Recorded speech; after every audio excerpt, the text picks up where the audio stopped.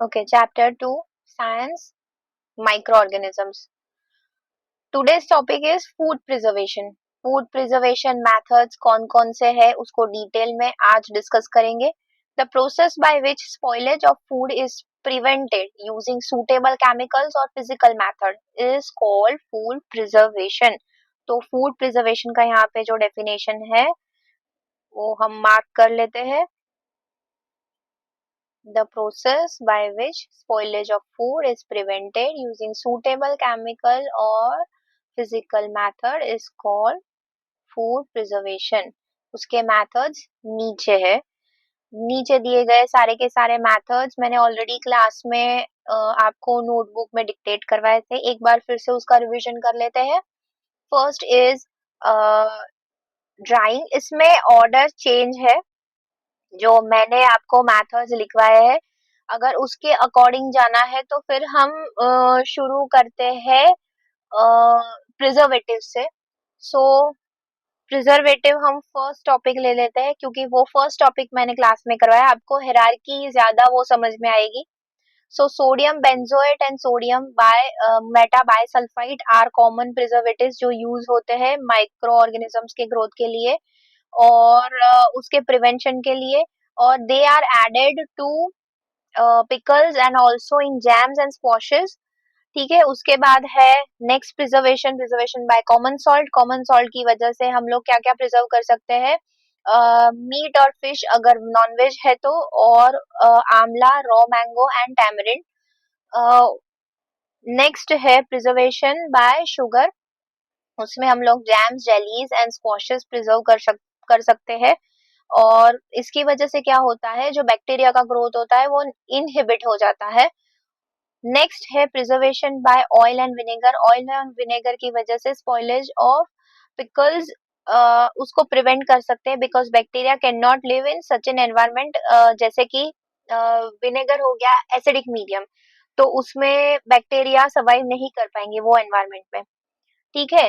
Next उसके बाद हम लोगों ने जो लिया था वो था hot and cold treatment. Hot and cold treatment में होगा बॉइलिंग. बॉइलिंग की वजह से जो माइक्रो ऑर्गेनिजम्स है वो उसको हम मार सकते हैं. Similarly we keep our food in refrigerator. अगर लो टेम्परेचर पे रखते हैं तो उसकी वजह से भी माइक्रोब्स का ग्रोथ इनहिबिट हो सकता है.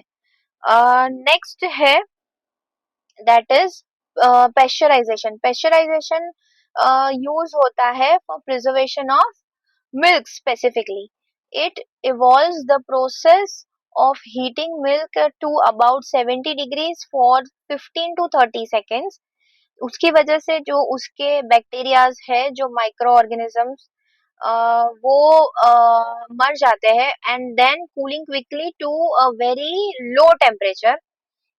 This milk is then stored in a cool place, or pressurized milk can be consumed without boiling as it is free from harmful microbes.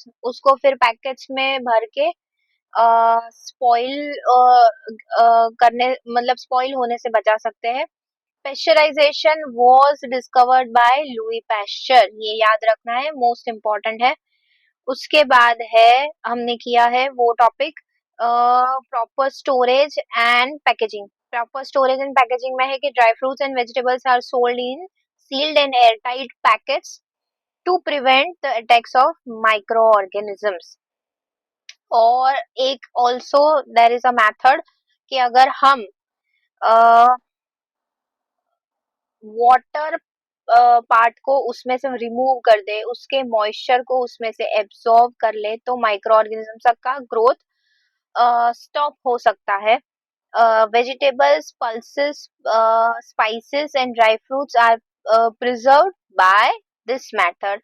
ये दोनों मेथड एक ही पॉइंट में है, उसको अलग से नहीं लिखना है.